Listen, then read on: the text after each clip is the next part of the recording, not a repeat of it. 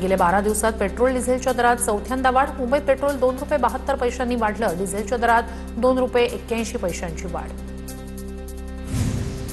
रोजची इंधन दरवाढ म्हणजे सरकारचं अर्थव्यवस्थेवरील नियंत्रण पूर्णपणे सुटल्याचं लक्षण. सरकार मात्र मेलोडी चॉकलेट खाऊन गप्प बसलंय. पंडित नेहरू किंवा मनमोहन सिंग यांच्यासारखं नेतृत्व नसण्याचा देशाला फटका. आमदार रोहित पवार यांचा केंद्रावर निशाणा. पेट्रोल डिझेलच्या दरवाढीबाबत आश्चर्य वाटत नाही. ही फक्त सुरुवात. पिक्चर अभी बाकी आहे. देशभरातील इंधन दरवाढीवरून सुप्रिया सुळे यांची सरकारवर टीका. सरकारच्या चुकीच्या धोरणामुळे पेट्रोल डिझेल मिळत नाही. पेट्रोल भविष्यात ₹140 लिटरवर जाईल. काँग्रेस नेते विजय वडेट्टीवार यांचा दावा. भविष्यात कोरोनापेक्षा वाईट परिस्थिती निर्माण होईल. वडेट्टीवार यांचा इशारा. देशावर स्वातंत्र्यानंतर सर्वात मोठं संकट येणार. पेट्रोल डिझेलच्या दरवाढीवरून आव्हाड यांचा दावा. 4 दिवसांनंतर मुंबईतील पेट्रोल पंपांवरही दंगे होतील. आव्हाडांचा इशारा. पुरवठ्यावर ताण येईल अशा प्रकारे कुणीही पेट्रोल डिझेलची साठेबाजी करू नये. सर्व जिल्हाधिकाऱ्यांना साठेबाजीवर लक्ष ठेवण्याच्या सूचना दिल्यात. हिंसक घटना घडलेल्या ठिकाणी पोलिसांना कारवाईचे आदेश. इंधन पुरवठ्यावर मुख्यमंत्री फडणवीसांची प्रतिक्रिया. जनतेच्या खिशावर घाला घालणं हा एकच मोदी सरकारचा अजेंडा. पेट्रोल डिझेलच्या दरवाढीवरून राहुल गांधी यांची केंद्र सरकारवर टीका. मंत्री गिरीश महाजन यांचं वक्तव्य अत्यंत संतापजनक आणि असंवेदनशील. रांगेत उभे राहणारे गोरगरीब शेतकरी आहेत. काळाबाजार करायला ते काही सत्तेतील मंत्री नाही. पवारांच्या राष्ट्रवादीचे आमदार रोहित पवार यांची मंत्री गिरीश महाजनांच्या वक्तव्यावर टीका. काळाबाजार होत असेल तर तुमची यंत्रणा झोपली होती का? काळाबाजार करणारं हे सरकारच आहे. गिरीश महाजन यांच्या वक्तव्यावरून अंबादास दानवे यांची टीका. मुंबईच्या वडाळ्यामध्ये पेट्रोल पंपावर पेट्रोल संपलं. वाहन चालकांमध्ये नाराजी. राज्यात पेट्रोल डिझेल दरवाढीच्या निषेधार्थ आज अकोल्यात वंचित बहुजन आघाडीच्या वतीनं भव्य बैलगाडी मोर्चा. पक्ष कार्यालयापासून ते जिल्हाधिकारी कार्यालयापर्यंत मोर्चाचं आयोजन. मोर्चात बैलगाड्यांसोबतच घोडे, गाढव, रिक्षा आणि टांग्यांचाही सहभाग. छत्रपती संभाजीनगरच्या क्रांती चौकातील पेट्रोल पंपावर पुन्हा नो स्टॉकचा बोर्ड. 10 दिवसात चौथ्यांदा पेट्रोल डिझेलचे दर वाढल्यानं नागरिकांची नाराजी.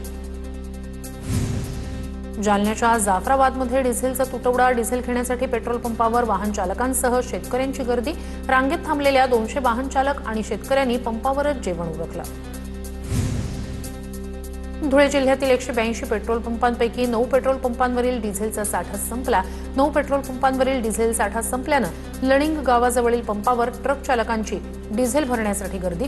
400 लिटरच्या टाकीत फक्त 100 लिटरच डिझेल दिलं जात असल्यानं ट्रक चालकांमध्ये नाराजी. गडचिरोली जिल्ह्यात पेट्रोल डिझेलचा तुटवडा वाढला. 62 पैकी 12 ते 13 पंपांवर नो स्टॉकचे बोर्ड. इंधनाअभावी नागरिक आणि मालवाहतूक चालकांकडून मोठ्या अडचणींचा सामना. पुरवठा नियमित करण्याची स्थानिक नागरिकांची मागणी. बुलढाणा जिल्ह्यात इंधन टंचाईमुळे अजूनही पेट्रोल पंपावर वाहनांच्या रांगा. रात्रीपासूनच रांगेत उभ्या असलेल्या ट्रॅक्टर चालक आणि शेतकऱ्यांची अवस्था बिकट. पेट्रोल डिझेलची टंचाई निर्माण झाल्यानं भुसावळमधील डांबर प्लांट बंद. डांबर प्लांटवरील मजुरांवर उपासमारीची वेळ. डांबराच्या भावात देखील दुपटीनं वाढ. विधान परिषद निवडणुकीसाठी महायुतीचा फॉर्म्युला ठरला. भाजप 12, शिवसेना 4 आणि राष्ट्रवादीला 1 जागा. सूत्रांची माहिती. आज किंवा उद्या मुख्यमंत्री आणि दोन्ही उपमुख्यमंत्र्यांमध्ये बैठकीची शक्यता. विधान परिषदेच्या संदर्भात शिवसेनेसोबत आमची नाशिक आणि छत्रपती संभाजीनगरच्या जागेवर चर्चा. राष्ट्रवादीसोबत पुण्यातील जागेबाबत चर्चा सुरू. अजून जागांसंदर्भात निर्णय झाला नसला तरी नक्कीच मार्ग निघेल. विधान परिषदेच्या जागांबाबत मुख्यमंत्री फडणवीसांची माहिती. महायुतीतील जागावाटप जवळपास निश्चित. एनसीपीतून कुणाला तिकीट द्यायचं याचा निर्णय सुनेत्रा पवार घेतील. विधान परिषदेच्या जागावाटपावर चंद्रशेखर बावनकुळे यांची प्रतिक्रिया. राष्ट्रवादीकडून पुण्याच्या विधान परिषदेच्या जागेवर दावा कायम. पुण्यासह कोकण, हिंगोली, परभणीच्या जागेवरही राष्ट्रवादीचा दावा. पुण्यातील स्थानिक स्वराज्य संस्थेची विधान परिषदेची जागा सोडणार नाही. एनसीपीची भूमिका. सूत्रांची माहिती. उपमुख्यमंत्री सुनेत्रा पवार यांच्या उपस्थितीत राष्ट्रवादीच्या आजी-माजी आमदारांची उद्या बैठक. देवगिरी बंगल्यावर विधान परिषद निवडणूक आणि आमदारांच्या समस्यांबाबत चर्चा होणार. पूर्व विदर्भातील काँग्रेसचे काही नगरसेवक नॉट रिचेबल. काँग्रेस नगरसेवक भाजप आमदार बंटी भांगडिया यांच्या संपर्कात असल्याची माहिती. चंद्रपूर, गडचिरोलीतील काँग्रेसचे 60हून अधिक नगरसेवक अज्ञातस्थळी. भाजपनं 60 पेक्षा जास्त नगरसेवकांना अज्ञातस्थळी नेल्याची माहिती. आगामी स्थानिक स्वराज्य संस्था निवडणुकीसाठी घोडे बाजार तेजीत. चंद्रपूर आणि गडचिरोली जिल्ह्यातील काँग्रेसचे जवळपास 60 नगरसेवक पर्यटनासाठी रवाना. भाजपनं या नगरसेवकांना पर्यटनासाठी पाठवल्याची राजकीय वर्तुळात चर्चा. भाजपनं फोडाफोडीचा उत्सव सुरू केलाय. 5-5 लाख देऊन नगरसेवक उचलण्याचं काम सुरू आहे. वडेट्टीवार यांचा भाजपवर आरोप. भाजपचे 100 पेक्षा अधिक नगरसेवक आमच्याही संपर्कात.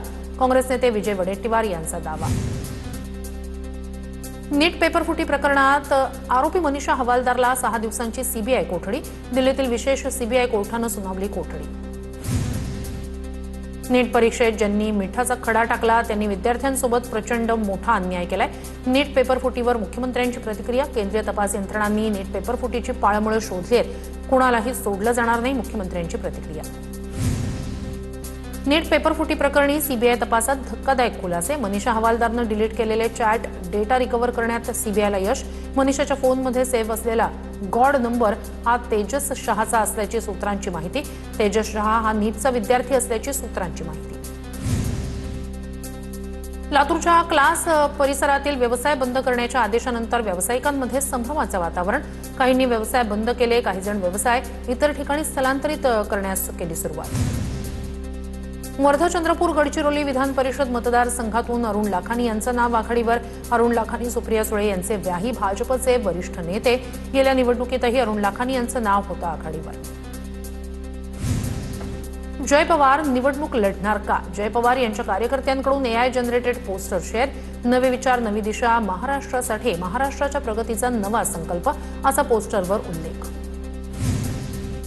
योगेंद्र पवार यांच्या उपस्थितीत पदाधिकारी आणि कार्यकर्ता संवाद बैठक. काही नसताना जो कार्यकर्ता सोबत असतो तो खरा कार्यकर्ता असतो, योगेंद्र पवार यांची प्रतिक्रिया. नागपूर महानगरपालिकेतील सर्वात तरुण सभापती निधी तेलगोटे यांच्याकडून पहिल्या मानधनाची संपूर्ण रक्कम मुख्यमंत्री सहाय्यता निधीत जमा. मुख्यमंत्री देवेंद्र फडणवीस यांच्याकडून त्यांच्या कार्याचं कौतुक. कॉक्रोच जनता पार्टी विरोधातील याचिका सुप्रीम कोर्टानं फेटाळली. तातडीच्या सुनावणीला सुप्रीम कोर्टाचा नकार.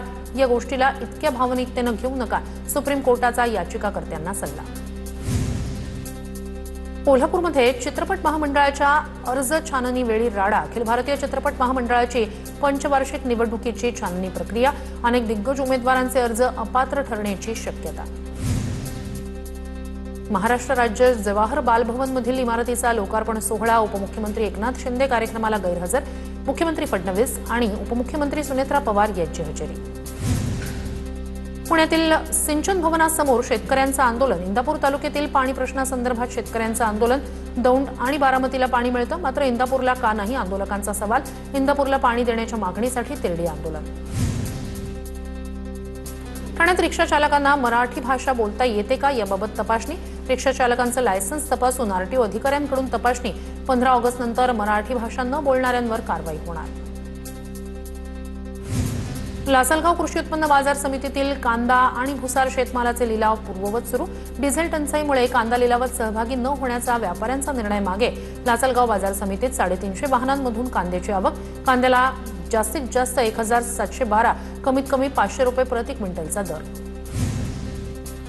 कोल्हापूरमध्ये विशाळगडावरील प्रश्नांवरून जिल्हाधिकारी कार्यालयासमोर हिंदुत्ववादी कार्यकर्त्यांचं आंदोलन. विशाळगड अतिक्रमण मुक्त करा. 28, 29 आणि 30 मे रोजी होणाऱ्या उरुसावर बंदी घाला या मागणीसाठी आंदोलन. जालना जिल्ह्यातील अंबड तालुक्यात शेती पंपाचा वीज पुरवठा 15 दिवसापासून खंडित असल्यानं शेतकरी आक्रमक. संतप्त शेतकऱ्यांकडून वडीगोद्रीमधील महावितरण कार्यालयाला टाळं ठोकत आंदोलन. जोपर्यंत वीज पुरवठा सुरळीत होत नाही तोपर्यंत कार्यालय सुरू होऊ देणार नाही, शेतकऱ्यांचा इशारा.